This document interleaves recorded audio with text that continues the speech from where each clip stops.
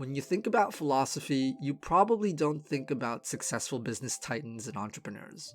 In reality, many of the most prosperous and influential business minds of today draw inspiration from a philosophical movement founded over 2,000 years ago.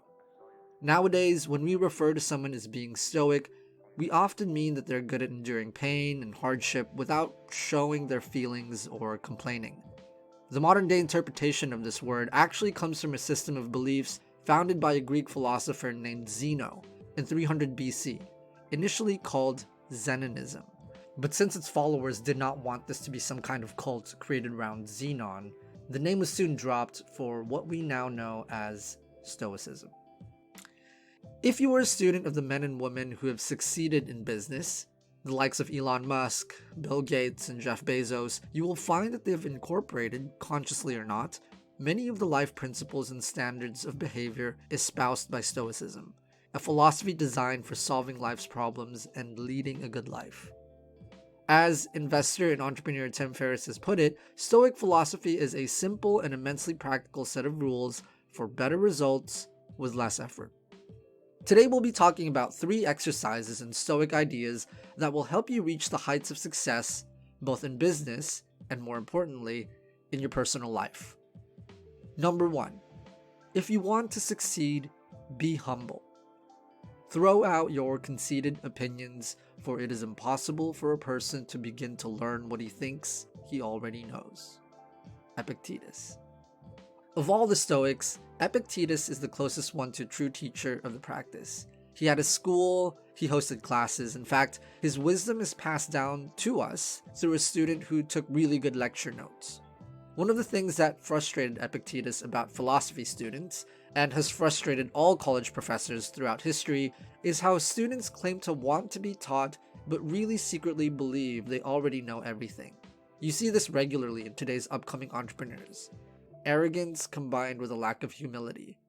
The reality is that we're all guilty of thinking we know it all, and we could all benefit from setting that attitude aside. As smart or as successful as we may be, there is always someone who is smarter, more successful, and wiser than we are. Microsoft co-founder and philanthropist Bill Gates is an avid reader who tries to understand the world a bit better every day, one book at a time.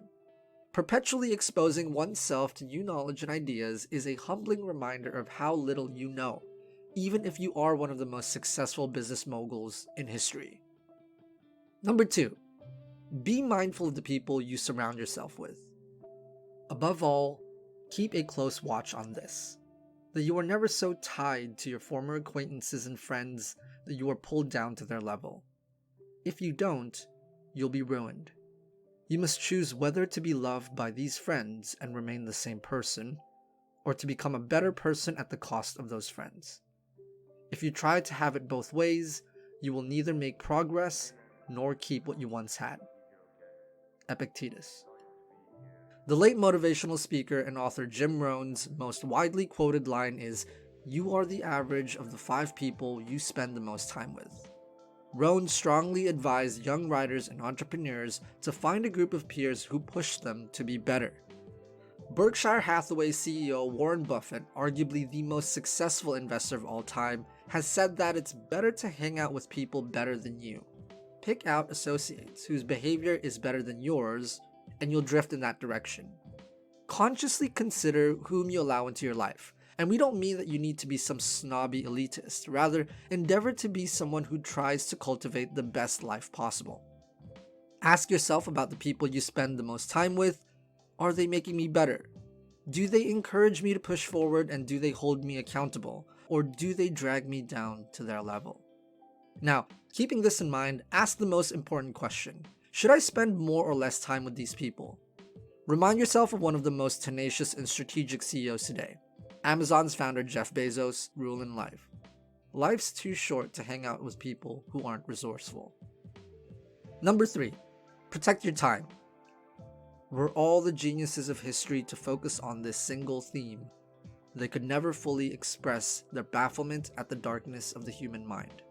No person would give up even an inch of their estate, and the slightest dispute with a neighbor can mean hell to pay. Yet we easily let each other encroach on our lives. Worse, we often pave the way for those who will take it over. No person hands out their money to a passerby, but to how many do each of us hand out our lives? We're tight-fisted with property and money, yet think too little of wasting time. The one thing about which we should all be toughest of misers. Seneca. Today, there are endless interruptions in our days. Phone calls, emails, visitors, unexpected events. American civil rights leader Booker T. Washington observed that the number of people who stand ready to consume one's time to no purpose is almost countless. It's no surprise that a lot of us can't get anything done in a day. A philosopher and a successful businessman, on the other hand, both know that their default state should be one of constant reflection and self-awareness. This is why they so diligently protect their personal space and thoughts from the intrusions of the world. They know that a few minutes of contemplation are worth more than any meeting or report. They also know how little time we're actually given in life, and how quickly every second and every minute can be depleted. Warren Buffett understands this. The difference between successful people and really successful people is that really successful people say no to almost everything. Because when you say no, you're protecting your time and your energy to focus on the big and important items in your life. Seneca reminds us that while we might be good at protecting our physical property, we are far too lax when it comes to our mental boundaries. Material things can be regained, but time? Time is an irreplaceable asset, and we cannot buy more of it. We can only strive to waste as little as possible. Today, when other people and events try to steal time from you and your work, remind yourself of what the founder of IKEA, Ingvar Kamprad, has observed. You can do so much in 10 minutes time. 10 minutes, once gone, are gone for good. Divide your life into 10-minute units and sacrifice as few of them as possible in meaningless activity.